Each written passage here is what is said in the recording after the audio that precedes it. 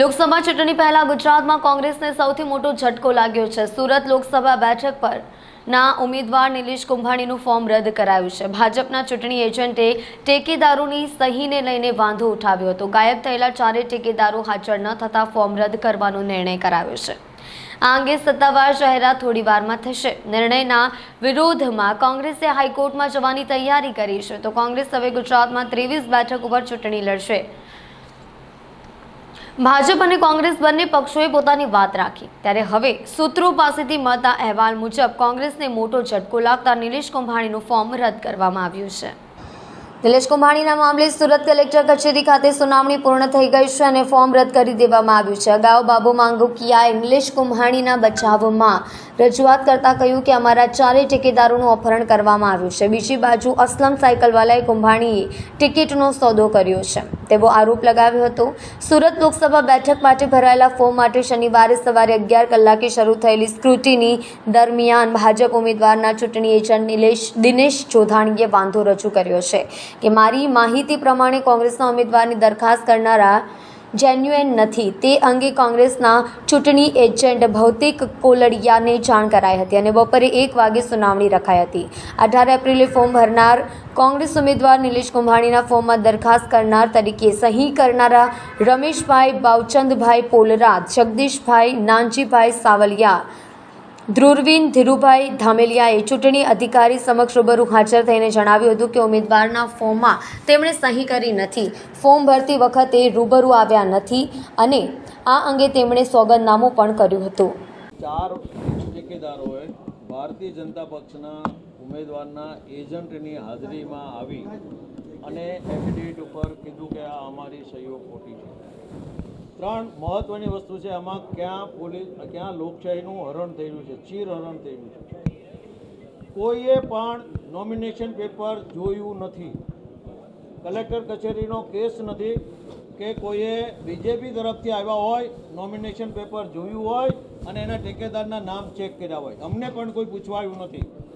તો આ લોકોને મારા ટેકેદારના નામ ખબર ક્યાંથી પડ્યા? એક બીજું, 4 એફિડેવિટ એક જ પ્રિન્ટર ઉપર પ્રિન્ટ થઈ છે, એક જ નોટરીની ઓફિસમાં એ નોટરાઇઝ થઈ છે અને એક જ જગ્યાએથી 4 સ્ટેમ્પ પેપર ખરીદાય છે।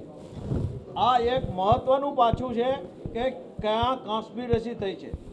એ ઉપરાંત આ 4 જણા જો વોલન્ટરી ફ્રી વિલથી એમ કહેતા હોય કે અમે સહી નથી કરી તો અમને છુપાવવાની કોઈ જરૂર નથી। એમણે અત્યારે આવીને મીડિયા સમક્ષ કહેવું છે અને અત્યારે આવીને કલેક્ટરમાં અમારી હાજરીમાં આવીને કહેવું છે કે સાહેબ અમારી સહી નથી, અમારો શાળો છે ખોટું બોલે છે, મારી સહી જ નથી। આ જે નથી થતું એનો અર્થ એમ છે કે આ લોકોને અપહરણ કરી ગયા છે, એમને એવી જગ્યાએ રાખી અને બોલાવી દેવામાં આવ્યું છે કે આ 4 જણા અમે સહી નથી કરી, પછી ગુમ થઈ જાય છે।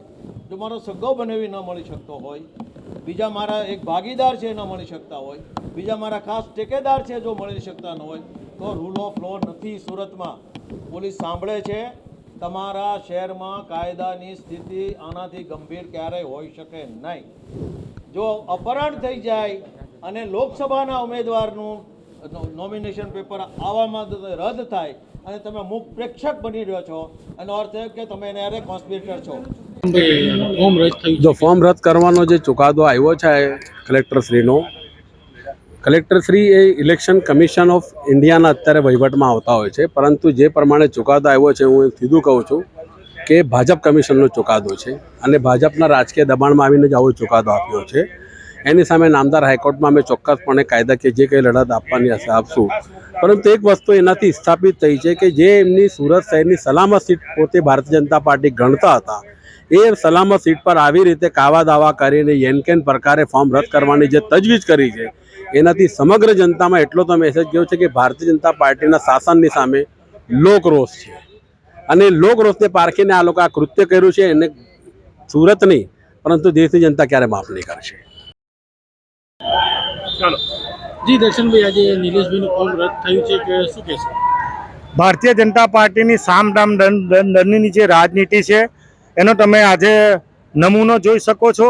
જે રીતે ચૂંટણી પંચને અને ભારતીય જનતા પાર્ટીનું સુનિયોજિત આયોજનના કારણે તમે જો કે ચકાસણીના દિવસે ફક્ત ઉમેદવાર અને એના ડમી ઉમેદવાર કે એના પ્રતિનિધિ તરીકે જેમણે ચકાસણીમાં આવવાનું હોય તેને બદલે ભારતીય જનતા પાર્ટીના મેરાપીપણા સાથે દરખાસ્ત કરનારને લાવીને એને સહી ખોટી છે એવી એફિડેવિટ આપીને એ પ્રકારનું સુનિયોજિત આયોજન હતું અને એના ભાગરૂપે સમગ્ર ગુજરાતમાં જે રીતે ભારતીય જનતા પાર્ટીના વિરુદ્ધનો માહોલ હતો એને બદલવા માટે, લોકોને ગેરમાર્ગે દોરવા માટે અને આજે પણ જે ચુકાદો આપવાનો સમય હતો એ સમયમાં પણ વધારો કરીને એને બચાવવાનો પ્રયત્ન કર્યો છે. ચુકાદો લોકશાહી માટે ગંભીર છે, ખતરારૂપ છે. આવનારા દિવસોમાં ભારતીય રાષ્ટ્રીય કોંગ્રેસ આની સામે કાનૂની લડત આવનારા દિવસોમાં પણ લડવાના છે. પરંતુ સુરતના 20 લાખ લોકોની સામે લોકશાહીનો પર્વ ઉજવવાનો જે મોકો હતો એને ગુમાવવાનું કે એને રોડવાનું જો કોઈ કામ કર્યું હોય તો એ ભારતીય જનતા પાર્ટીના ચૂંટણી પંચના અધિકારીએ કર્યું છે.